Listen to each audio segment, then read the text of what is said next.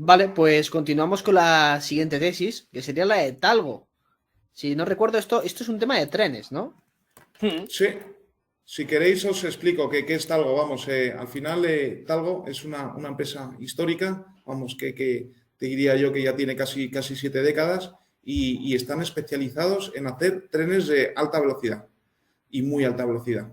Entonces seguro que vosotros os habéis subido, vamos, en mi opinión, y no es porque esté Tilte, porque tenga Talgo en el fondo, yo creo que hacen uno de los mejores productos a nivel mundial Sí, a mí de Talgo trenes. o sea, la conozco como empresa, pero yo pensaba que eran más trenes de mercancías, Talgo, más que de alta velocidad. Solo, o sea, vamos,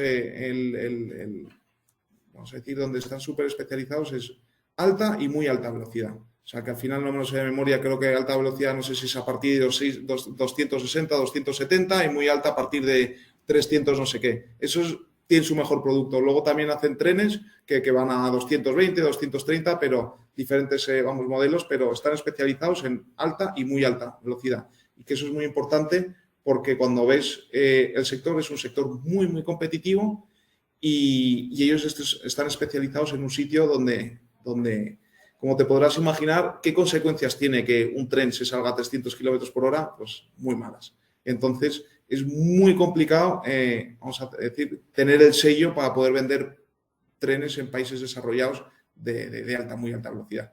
Compiten contra Alstom, compiten contra CAF, compiten contra Siemens y bueno, y Bombardier se integró en Alstom.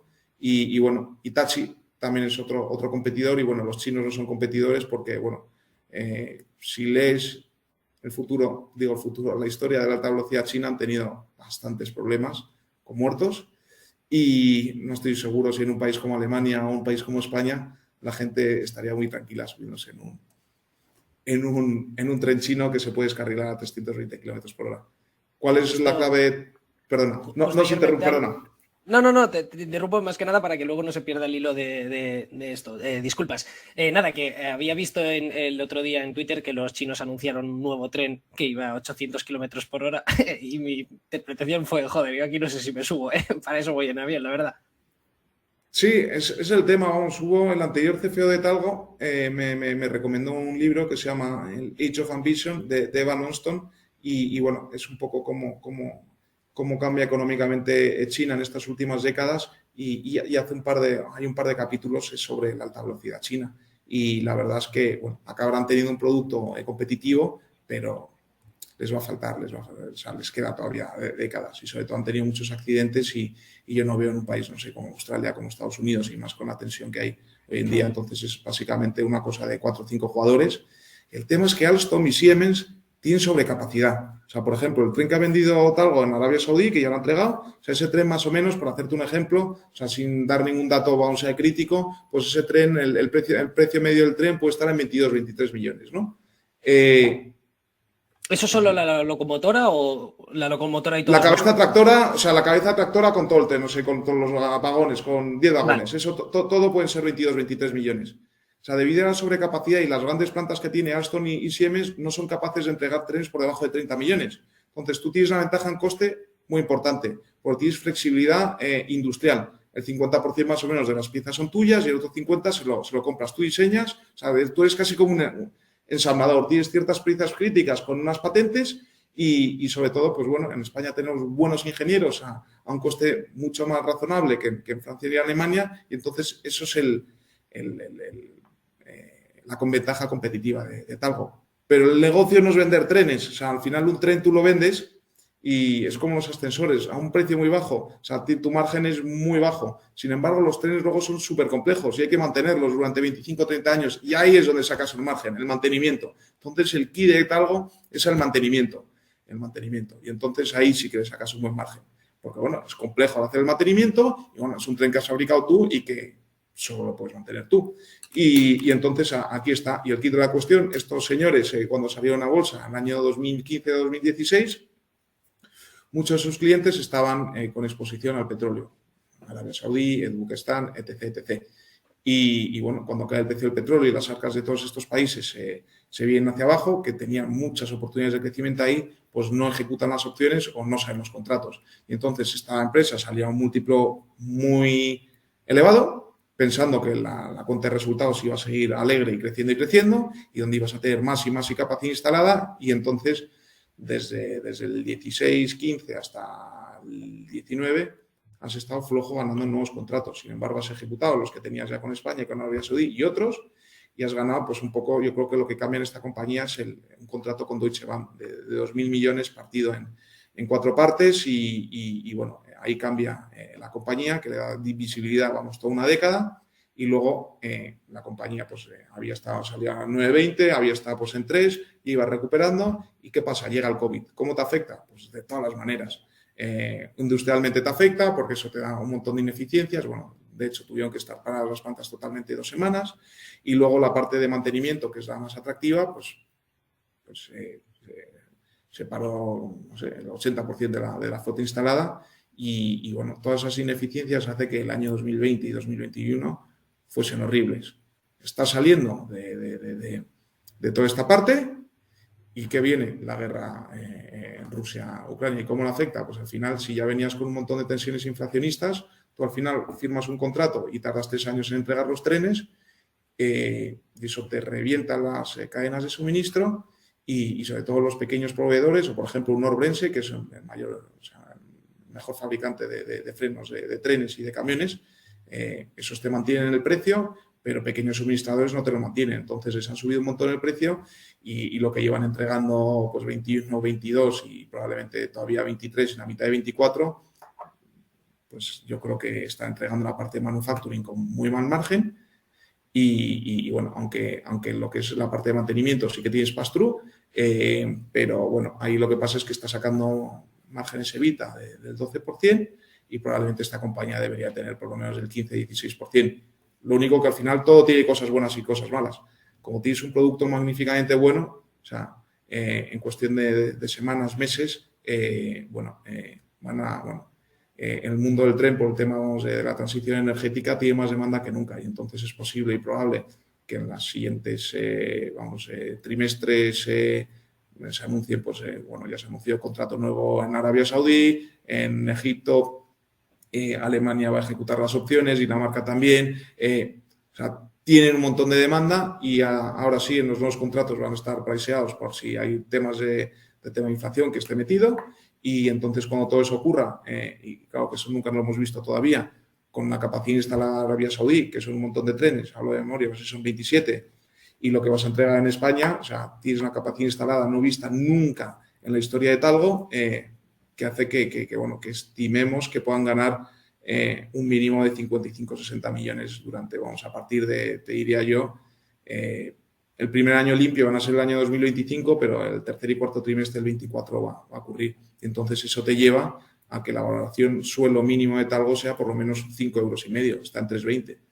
Entonces, bueno, aquí volvemos a tener una posición de como 4,8, 4,9% del fondo y de verdad que dormimos muy tranquilos, balance muy bueno, negocio recurrente, creciente, con accionistas de referencia y bueno, hemos estado múltiples veces en las instalaciones, viendo los trenes, conocemos muy bien al equipo gestor, conocemos muy bien a los accionistas, a los 2 mayores accionistas y creemos que el tren, el segmento del tren se ha reforzado, sobre todo, por ejemplo, siempre habéis escuchado, la Unión Europea quiere prohibir los trayectos cortos en avión y quiere poner el tren. O sea, si ves la infraestructura ferroviaria de Europa, o sea, necesitan un montón de trenes. O, por ejemplo, en los 2 nuevos competidores italianos y francés, cuando ves el número de frecuencias frente a Renfe, si quieren competir contra Renfe de verdad, van a necesitar trenes. ¿Quién tiene los mejores trenes? ¿Quién tiene los más baratos? No solo los más baratos, sino lo que hay que mirar es el total cost of ownership.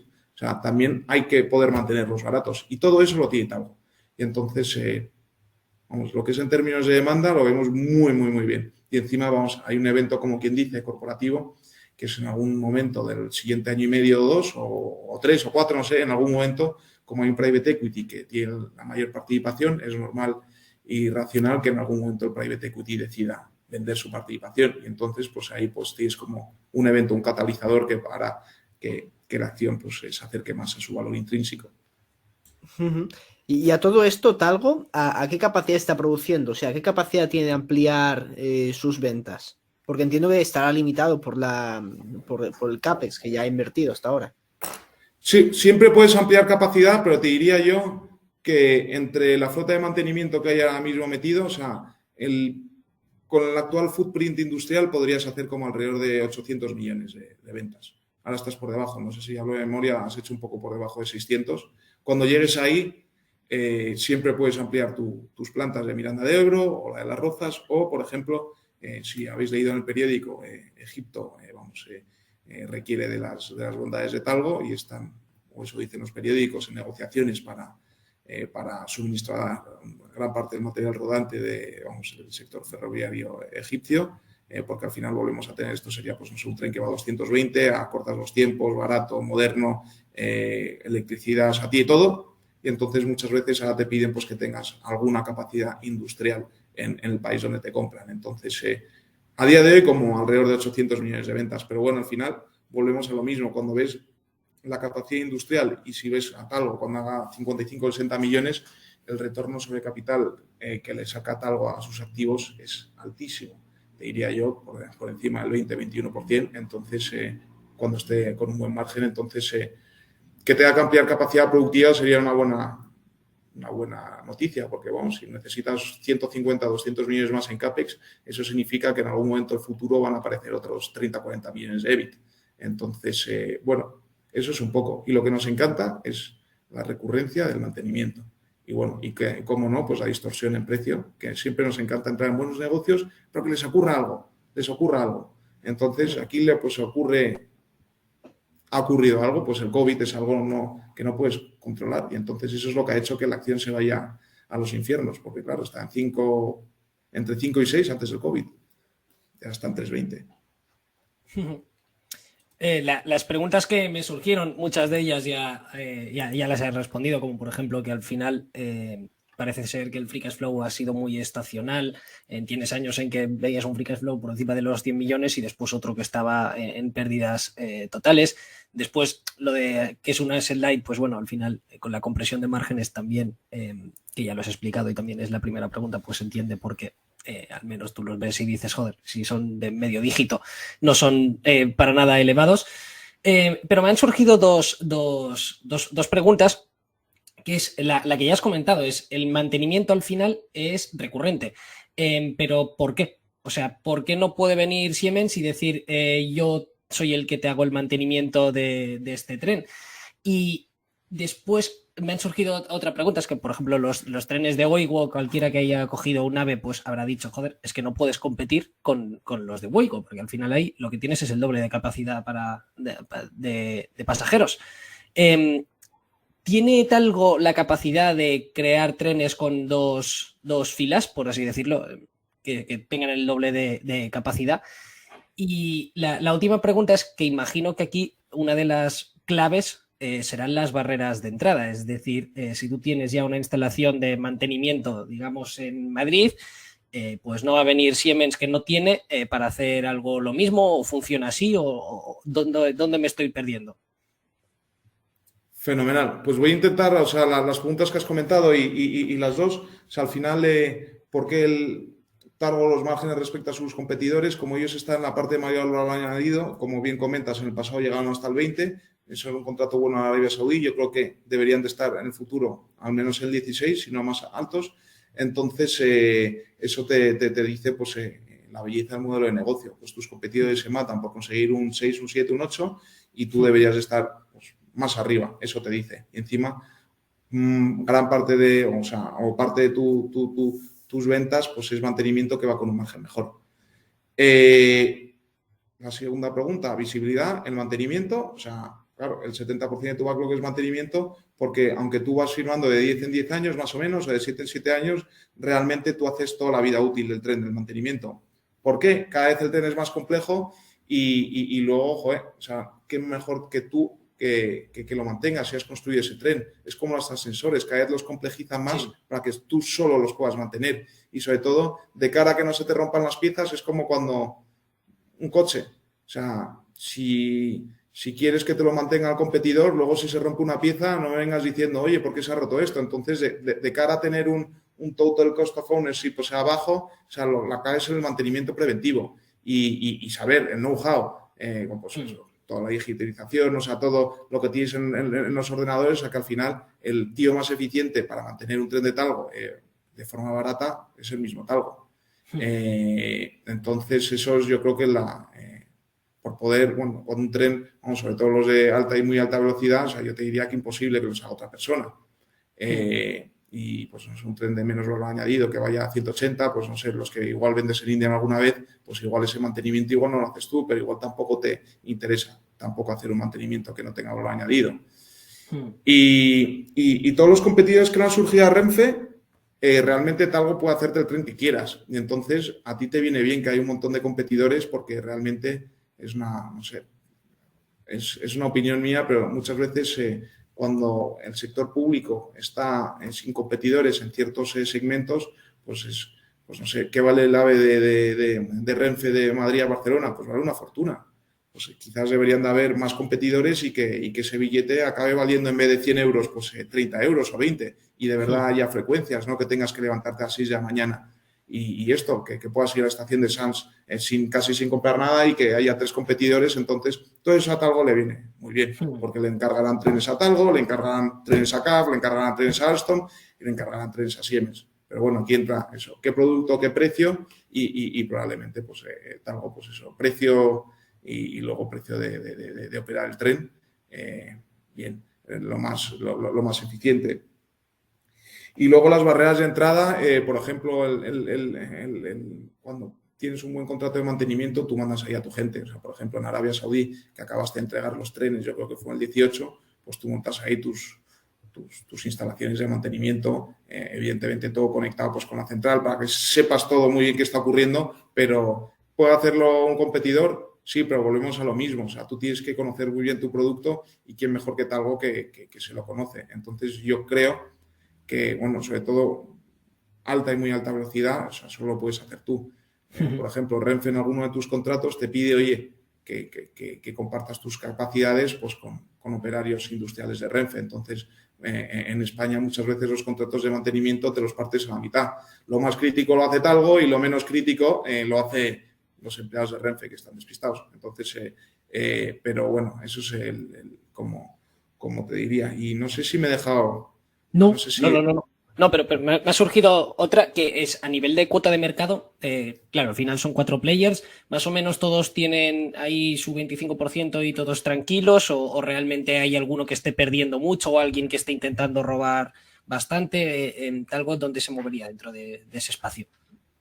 Pues te diría yo que en alta y muy alta velocidad, como al final es material muy caro, o sea, es bastante lumpy, o sea, cíclico cómo conseguir los contratos, aunque luego te da recurrencia el mantenimiento.